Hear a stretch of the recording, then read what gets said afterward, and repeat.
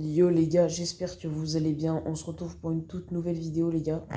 Mercato parfait les gars du Paris Saint-Germain. Donc les gars, c'est parti, on y va tout de suite. Les gars, sans perdre de temps, je vais déjà commencer à vous prévenir quelque chose avant de débuter les gars cette toute petite vidéo.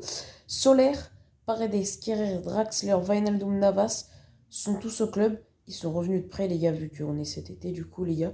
Je les vends tous, ce qui nous fait un total de 118 millions d'euros plus les 90 du club. Les gars, ça nous fait 209 millions d'euros ou alors 210, je sais pas à peu près. C'est un chiffre pas aléatoire, mais voilà, on a à peu près 200 millions d'euros, les gars, pour se faire plaisir sur ce petit mercato du Paris Saint-Germain.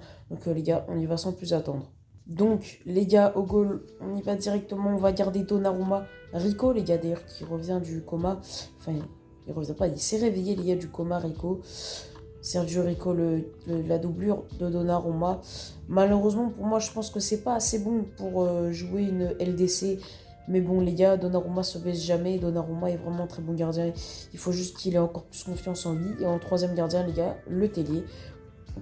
On passe du coup, les gars, directement voilà, aux trois défenseurs centraux. Du coup, les gars, la composition, ça sera du 3-5-2 avec un 10 au milieu de terrain.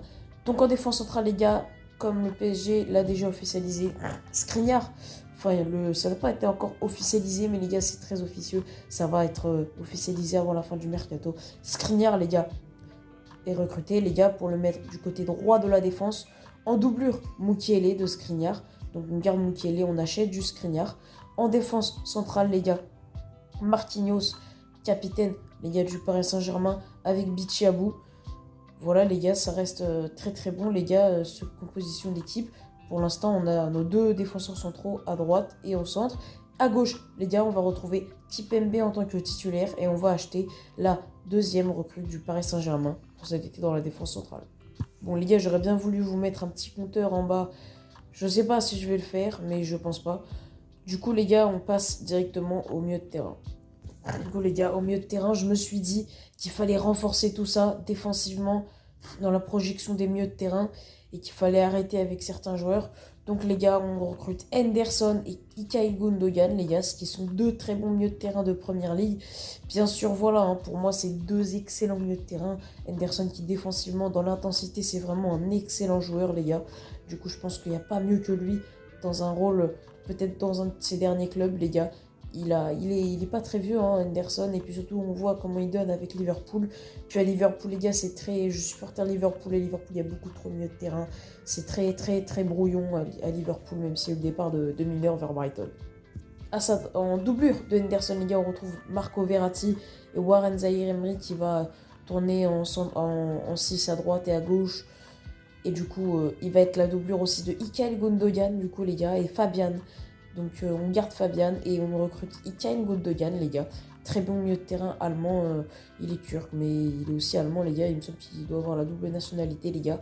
Donc, les gars, Gundogan pour finir ce milieu de terrain central. Les gars, en milieu gauche, du coup, les gars, sur l'aile gauche, on va retrouver Nuno Mendes, les gars, qui est pour moi très très solide. C'est un joueur pour moi, un des seuls joueurs avec le PSG qui vraiment pour moi se donne quand je vois le PSG jouer. C'est un des seuls qui se donne vraiment à fond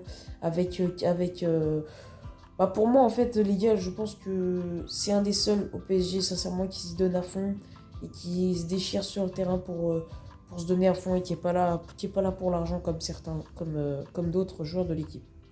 En doublure de Nuno Mendes, les gars, Bernat, qui d'autre que Bernat, sincèrement, sur ce côté gauche, les gars. Pour moi, Bernat, les gars, ne part pas du PSG, il est excellent. Bernat, sincèrement, en doublure de Nuno Mendes, il n'y a presque pas mieux. Enfin, si on veut mieux, il va falloir payer très cher, mais ce sera un joueur, du coup, les gars, qui voudrait être titulaire comme Alphonso Davies, mais on peut pas. Et puis pour moi, c'est Nuno Mendes a de l'avenir dans le football et surtout au Paris Saint-Germain, ça pourrait être vraiment un très très bon milieu gauche. À droite, les gars, on retrouve donc Achraf Hakimi, le Marocain qui a fait une plutôt bonne Coupe du Monde hein, avec le Maroc et qui a fait une saison plutôt moyenne comparée à ce qu'il faisait à l'Inter, quand il a remporté la Serie A, à Dortmund, quand il avait fait des très bonnes saisons en compagnie de Erling Haaland. Et les gars, du coup, en doublure de Hakimi, c'est Mukiele. Voilà, vous allez me dire, ouais, mais Mukiele, il est déjà derrière en doublure de Skriniar. Oui, mais les gars, pour moi, Mukiele, il est largement capable de jouer milieu droit, défenseur central, latéral droit. Sincèrement, Mukiele, il est très très bon, il est très très polyvalent, il est capable de jouer partout. Du coup, là, les gars, il y aura beaucoup de ménages. Les gars, c'est au poste de 10. Les gars, Bernardo Silva va donc se placer en 10 pour remplacer Lionel Messi. En doublure, il y aura donc Dani Olmo, les gars, qui est un excellent joueur espagnol qui est capable de jouer, voilà, milieu gauche, milieu droit, attaquant de pointe dans les deux de devant. Et on va voir tout de suite qui se place dans les deux attaquants qui sont devant. Donc, les gars, dans les deux attaquants de devant, les gars, Marquinhos, pour moi, ne peut plus être capitaine. J'aimerais beaucoup que Mbappé parte du PSG, mais les gars, il faut voir la réalité en face. Il va encore rester un an. Donc, les gars, on met Mbappé capitaine. En doublure, on prend Hugo Ekitike. Donc, les gars, je pense qu'il a signé directement au PSG. Il n'est plus à Reims. Je pense que c'est plus possible qu'il soit à Reims, vu le potentiel qu'il peut avoir. À droite, dans les deux attaquants, les gars, Neymar. Mais vous allez me dire, ouais, mais Neymar, il va encore se blesser. Je suis d'accord avec vous. Pour moi, Neymar, sincèrement, c'est un joueur qui est très, très, très pauvre en effort physique. Il se donne pas beaucoup. Et s'il se donne, c'est pendant 2 mois au début de saison. Et en doublure, les gars, Ferran Torres. Donc, Ferran Torres, l'Espagnol, qui n'a pas beaucoup de temps de jeu avec Barcelone parce qu'il y a trop d'arrivées. Il y a Rafinha, il y a Lewandowski, il y a Lamine Yamal, il y a Ansu Fati. Il y a énormément d'attaquants en Barcelone, ce qui ne lui laisse pas beaucoup de temps de jeu. Et puis surtout qu'avec Manchester City, sincèrement, lui là non plus, il n'avait pas beaucoup de temps de jeu. Je pense qu'avec le PSG, ça pourrait vraiment être une très très bonne recrue avec un très très bon potentiel. Donc les gars, on arrive bientôt à la fin de cette vidéo, mais tout d'abord les gars, je vais vous parler les gars de l'entraîneur, parce que bien sûr un club sans entraîneur, c'est quoi? Et bien sûr les gars, le Paris Saint-Germain a besoin d'un nouvel entraîneur depuis que Galtier est parti les gars du Paris Saint-Germain. Je pense sincèrement que Zinedine Zidane pourrait vraiment être le coach parfait, mais c'est le coach parfait pour le Paris Saint-Germain et je vous explique ça tout de suite pourquoi. Alors pourquoi Zinedine Zidane est donc le coach parfait pour le Paris Saint-Germain? Parce qu'il a été habitué les gars à coacher de très grosses équipes comme le Real Madrid. C'est la seule équipe d'ailleurs qu'il a coaché pendant 4 ou 5 ans. Il a gagné 4 Ligues des Champions. Enfin sincèrement c'est exceptionnel ce qu'il a réalisé avec le Real Madrid et il est pour moi encore capable de coacher une équipe. Voilà les gars, Zinedine Zidane, il a coaché une équipe avec de très grands joueurs, de très grosses têtes comme Cristiano Ronaldo, à l'époque Karim Benzema, Gareth Bale, Modric, Toni Kroos, Ramos. C'était une excellente équipe et sincèrement, pourquoi pas Zinedine Zidane au Paris Saint-Germain. Du coup les gars, pourquoi Zinedine Zidane? Parce qu'il est capable de coacher de très grosses têtes, donc comme Mbappé, Neymar, et du coup voilà, ce serait Zinedine Zidane qui s'occuperait vraiment du cas de Neymar. Et je pense que Neymar se retrouverait vraiment une forme exceptionnelle si Zinedine Zidane venait être le coach du Paris Saint-Germain la saison prochaine.